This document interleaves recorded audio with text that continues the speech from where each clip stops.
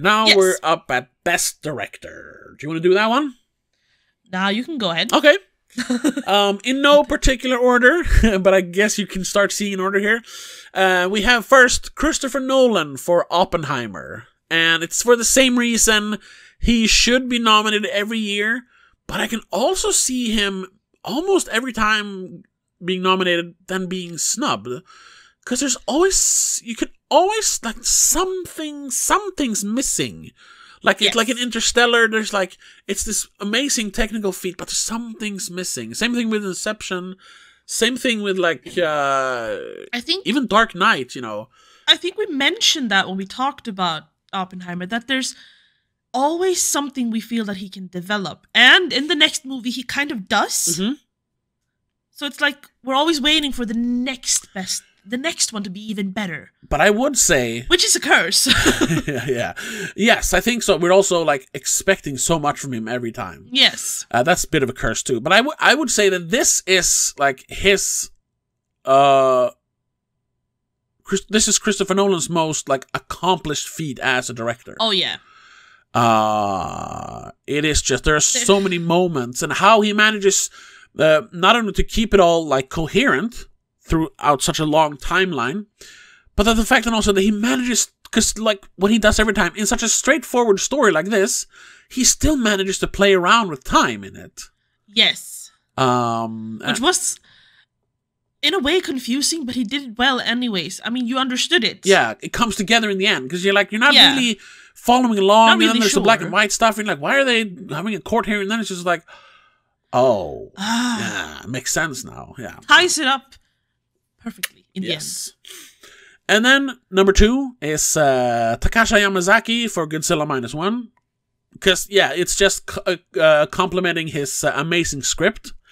With so much emotion in every scene.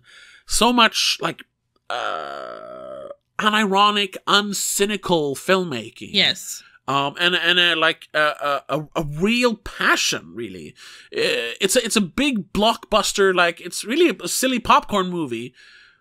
Yes. But it's made with such honesty that I haven't seen in a popcorn movie in years. No. Yeah.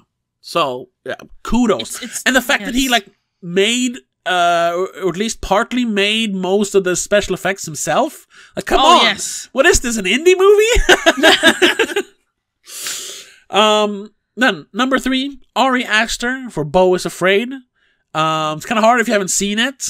I mean, I've seen enough of the trailer, and I mean, come on. But it's such a... What little you see, you still kind of understand, though. It's so... It's a visual splendor. Yeah. And the fact that it's all these pretty pictures, but also has a very complex and interesting character at the center of it, and it manages to be genuinely hilarious, like laugh out loud funny, almost like tears in your eyes sad, and at times properly scary. Is such a feat as director, and to manage to do this all for 3 hours. Jesus Christ. Yeah, it is. I'm guessing, he captured the complexity of human life. Yeah. That's an easy way to say it. Yeah. And then we have another one. We don't have to discuss it. It's Martin Scorsese for Killers of the Flower Moon. Like, the guy keeps reinventing his own style. Yeah. We've talked about it. At length. At length. Yeah. Though that it does suffer from being too long. I hate saying it, but beyond that, it's the still way he directs it. Yeah. Yeah. Because it's a completely new style of directing from him. You do see it here and there, like, here's where the 90s gangster movies comes in. Yeah. Here's where the more, like, sweeping epic stuff from the 2000s come in. But it still managed to be something new that you can clearly tell, though, is a Scorsese movie. Like, sure. That's a Scorsese movie, even though it's completely new. Just mentioning the title does make you think of certain parts of the movie, not just one part. No. Several parts of the movie. which kind of, you know, it's not the entire movie, luckily, because again, it's a bit long. It's a bit long. But it sticks with you though. Oh yeah, definitely. That is all Martin Scorsese. Oh yeah, definitely. Number 5 is Wes Anderson for Asteroid City, and that's just like that's also one of the. He's such a visual director. Yes. We talked about that in our Patreon episode when we discussed the Grand Budapest Hotel, which is even no, I think Asteroid City is quirkier. Yes, it is quirkier. But that one has more like framing and stuff because it all takes place like in hotel rooms and stuff.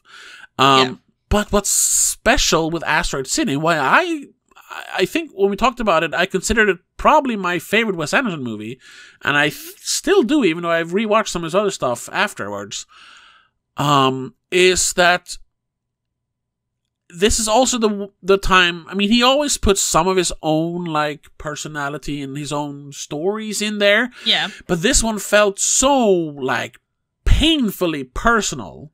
Like yes. He is no,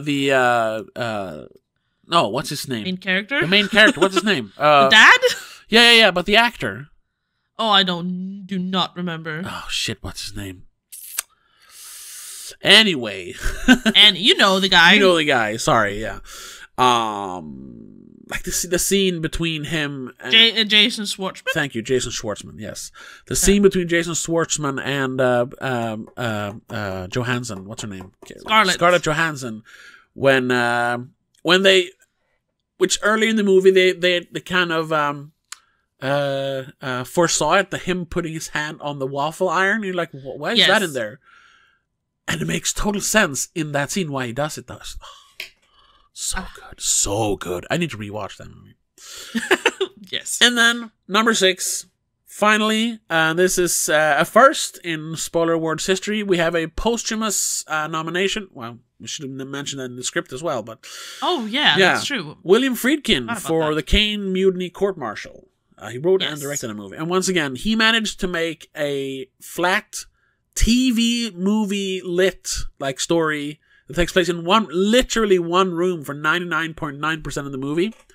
Be so riveting and pulse pounding that nobody could pull it off. Like you could, once again, it's so different from many of his other movies. You know, we discussed Sorcerer and The Exorcist, and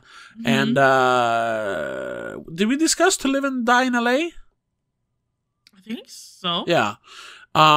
Very, very different movie this is from those. But you could instantly tell that it has that almost like angry edge that he has sometimes. Yeah. And it's from a guy who like literally died months later, which is kind of scary. Yes. So William Friedkin deserves, not just because he died, like genuinely that movie is amazing. So I mean, I didn't even realize that he had passed away. I kind of forgot about that. To be fair, because he still lives in my heart, I guess. Yes.